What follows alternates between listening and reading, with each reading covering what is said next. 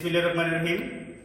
প্রিয় শিক্ষার্থীবৃন্দ, অনলাইন ক্লাসে আমি স্বাগত জানাচ্ছি। মোহাম্মদ মনিরুল ইসলাম, শিক্ষক বলদিমুল্লাহ মাধ্যমিক বিদ্যালয়, বানারপাড়া, বরিশাল।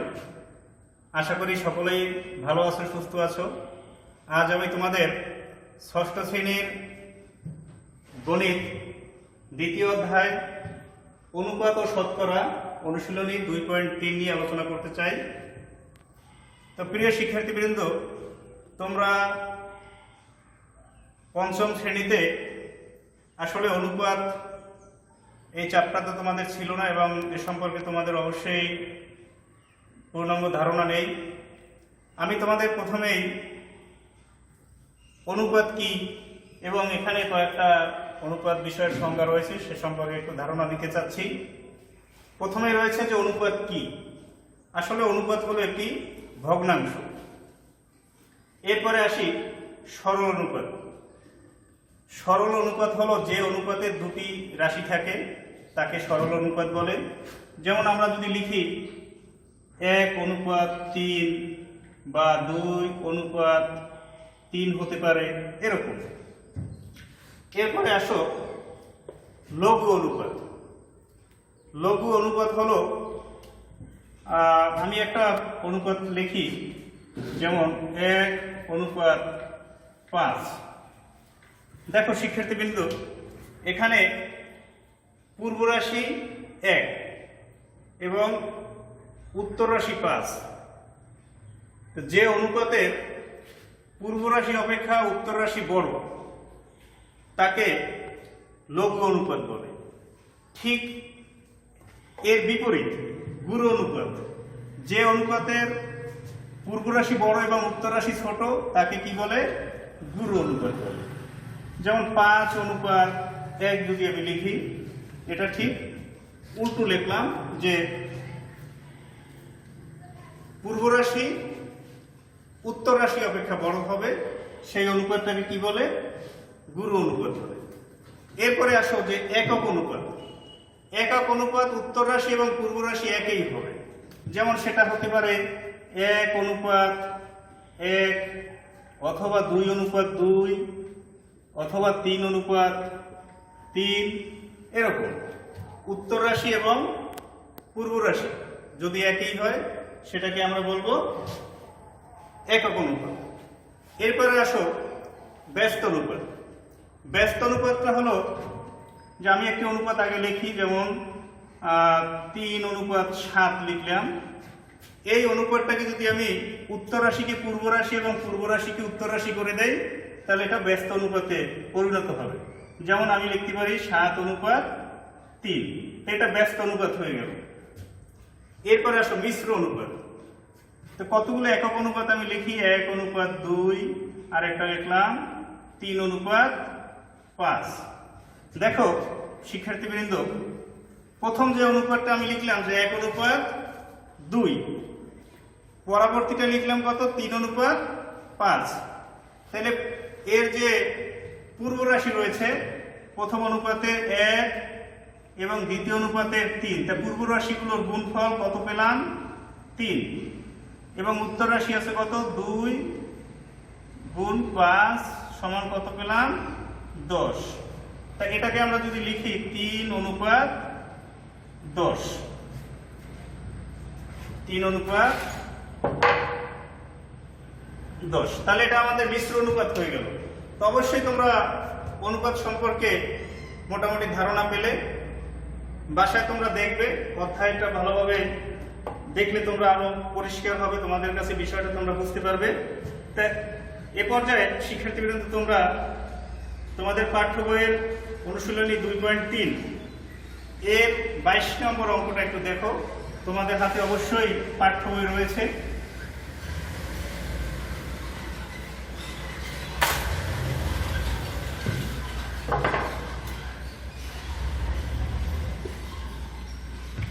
দেখো এখানেও একটি অঙ্ক রয়েছে কি, একটি বাঁধ তৈরি করতে 360 জন শ্রমিকের 25 দিন সময় লাগে।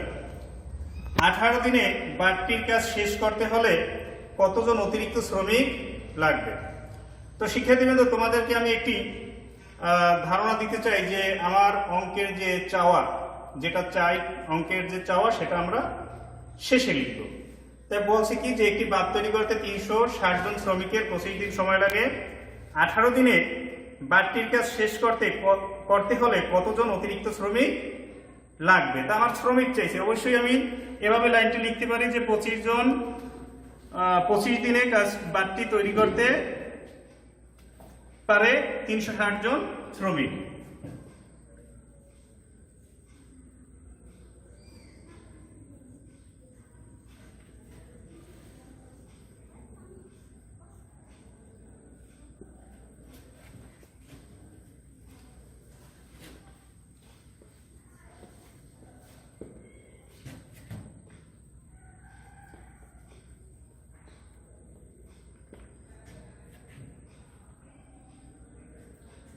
অতএব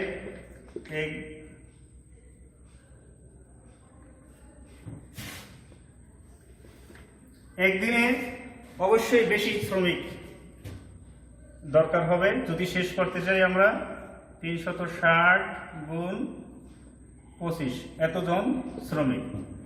অতএব 18 দিন, দেখো 18 দিনে যদি আমি শেষ করতে চাই 18 দিন লাগে, বা 18 দিনে যদি আমরা শেষ করতে চাই সেক্ষেত্রে 360 গুণ 25 ভাগ 18 এতজন শ্রমিক।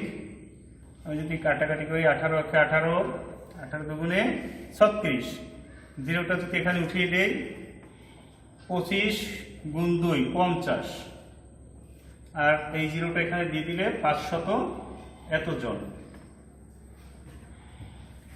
অতিরিক্ত শ্রমিক কত লাগবে? আমার অঙ্কের চাওয়া ছিল যে অতিরিক্ত কতজন শ্রমিক লাগবে। দেখো অতিরিক্ত শ্রমিক দরকার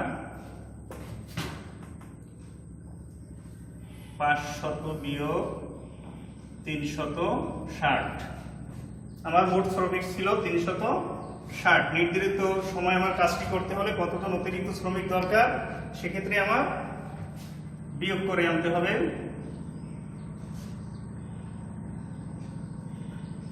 6 কত 10 হবে, 4 হলে 4 আছে কত 5 হবে, 1 হলে এতজন।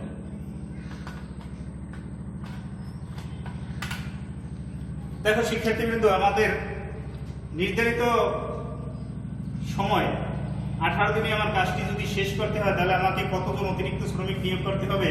সেক্ষেত্রে আমার 140 জন শ্রমিক যদি আমি অতিরিক্ত নিয়োগ করি তাহলে নির্ধারিত সময় আমি কাজটি শেষ করতে পারব।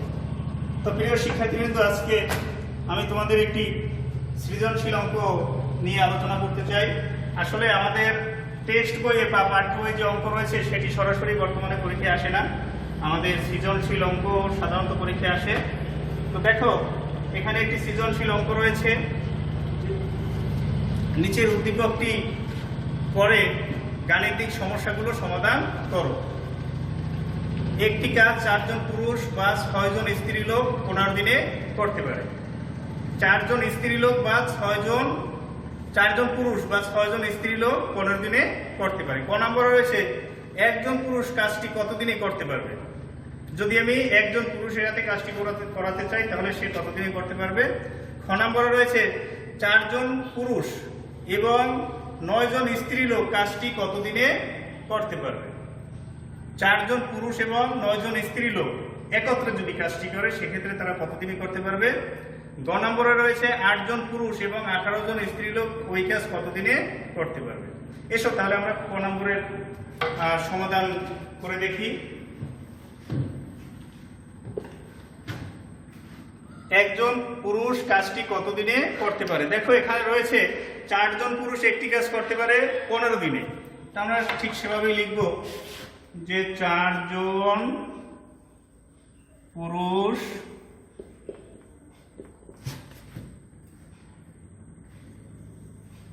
কাজটি করতে পারে 15 দিন।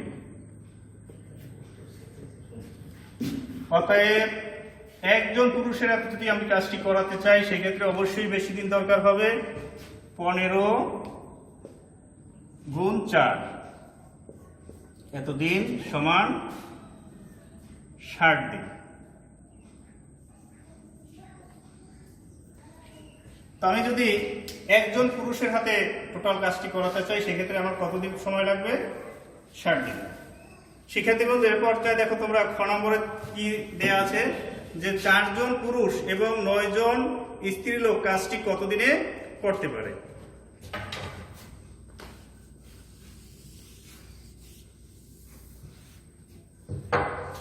দেখো খ নম্বর,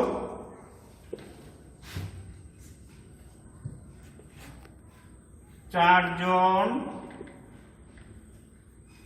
পুরুষ সমান 6 জন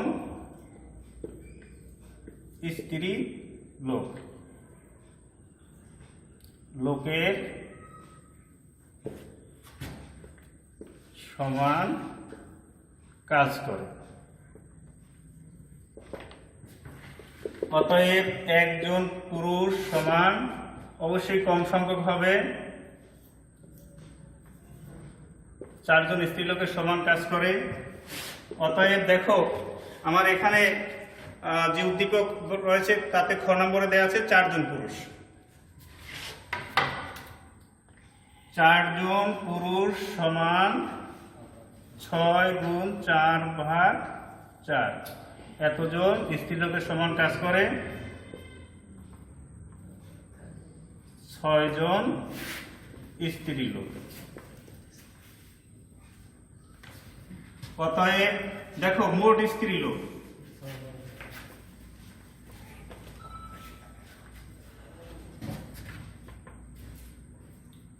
এখানে স্ত্রীর লোক রয়েছে কতজন? এখানে রয়েছে 9 জন। আমরা পেলাম কতজন? 4 জন পুরুষ সমান কতজন পেলাম শিক্ষার্থী বন্ধু?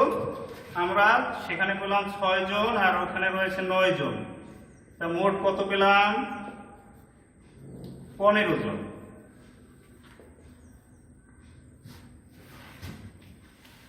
এরপরে দেখো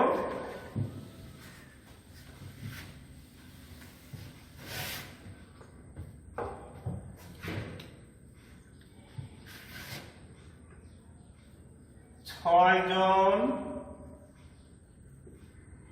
স্ত্রী লোক